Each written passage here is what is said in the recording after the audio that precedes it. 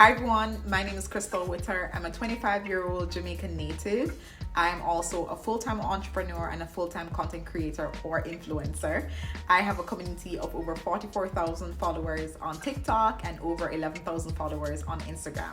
I have founded 2 businesses and have co-founded 2 other businesses with different individuals.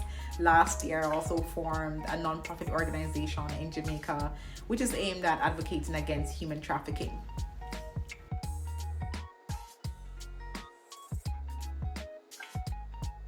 I started my first business when I was 19 years old. So while I was attending university at St. Mary's, I was probably in my second or third year.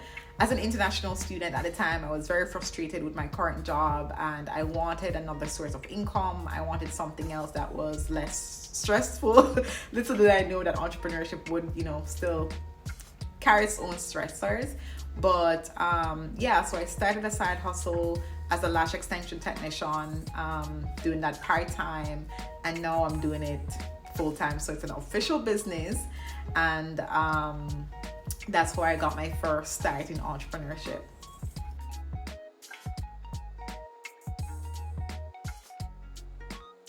The 3 necessary qualities to keep a business running, in my opinion, includes 1, good leadership, time management, and communication skills, right? The nature of my businesses couldn't run on their own without leadership, and having a good balance with time. We've seen a lot of businesses today or in the past that have failed because of poor leadership.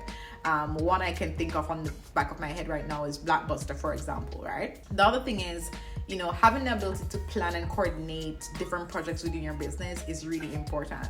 In every aspect of your business, rather, there needs to be a form of communication, whether to your staff or to clients or to anyone on a whole coming in contact with your business. So that's one of the reasons communication skills is one of my top qualities needed to keep a business running.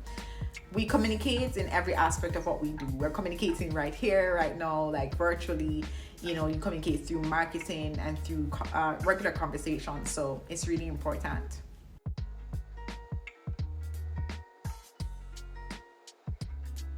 Honestly, in my opinion, a good business model is a fee-for-service model, right? This is when a business charges a set price for a specific service. So a business with this model can increase its earnings by doing work with more clients or by raising different rates, right? Some of the examples of this business model would be real estate agents, consultant, lash techs like myself, independent accountants, and so on.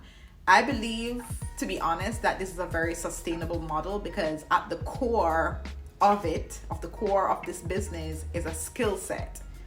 And you can never go wrong with having a skill. You can never go wrong, or you would never lose if you have something that you can clearly monetize.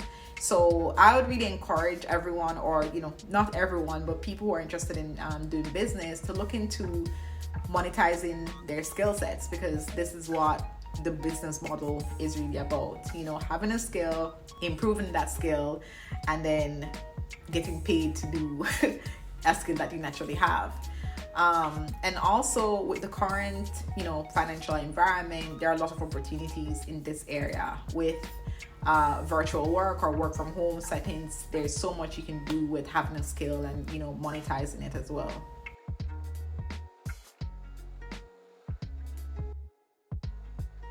What is your advice to those with a business or startup idea that have yet to get started? To me, an idea means nothing unless it is executed. So the first thing I would say is to, 1, get started. The way you start now is the most important thing, right? So people start businesses without doing research. You're going to want to do your own research, and you're going to want to sit down and put pen to paper to create a business plan. If you're starting out, you might be scared that, a business plan has to be extravagant. No, it doesn't have to be.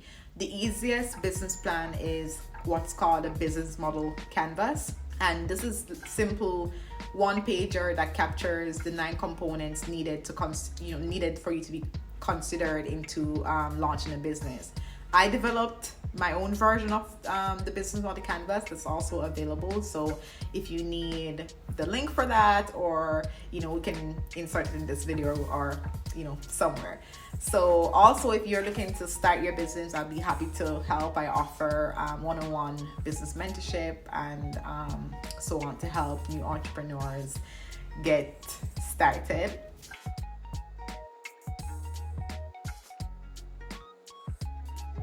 Honestly, the biggest lesson I learned about myself is that I'm really good at entrepreneurship and that I'm a risk taker. So I guess two things, right? If you know me before, you know that I'm very calculated, I'm very cautious, I'm risk averse. I was never comfortable with coming out of my comfort zone, and to me business or entrepreneurship sounded too risky. But now as an entrepreneur, I am more comfortable in trying new things. I'm more comfortable with failing, and I'm also comfortable with starting over, right? So now the biggest lesson I'm learning is like, okay, you're good at this, don't stop now or continue to build on this skill. We talk about skill again as an entrepreneur, and go for it.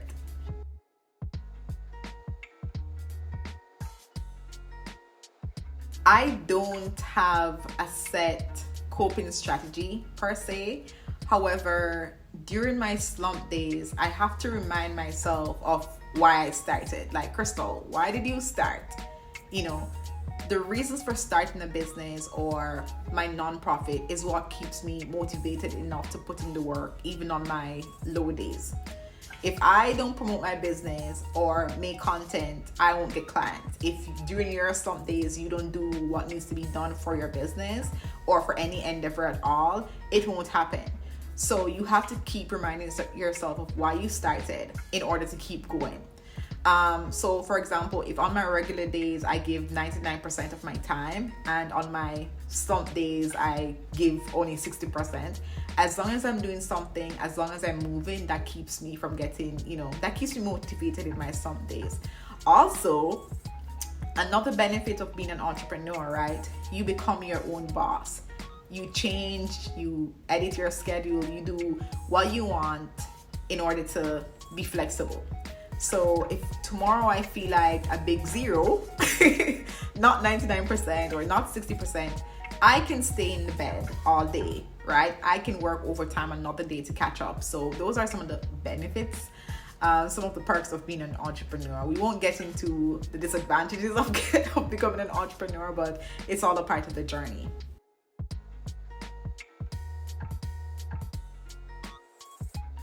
Now to the hard question. Where do you see yourself in 10 years? In 10 years, I am an accomplished lawyer. I'm an accomplished entrepreneur. I'm a philanthropist. I'm a wife. I'm a mother. It's that simple. Well, it's not that simple. Overall, though, I'm really striving to leave a legacy and to create impact in the lives of people I meet or the lives of people I know or don't know. I'm very passionate about women empowerment. I'm passionate about youth development, and I want to see people grow and fulfill their true potential. A lot of times people don't have a voice, and I want to play a role in giving them their voices back. I've had people in my life that really bet on me in the past and really believe in who I am, and even though they didn't see the full picture, they still bet on me, and that completely changed my life. So my ultimate goal is to give back, because I have been given a lot, right? My ultimate goal is to create opportunities for individuals who might not find those opportunities available to them right now. My mission in life is just to give love and continue to love and to leave this earth, a better place.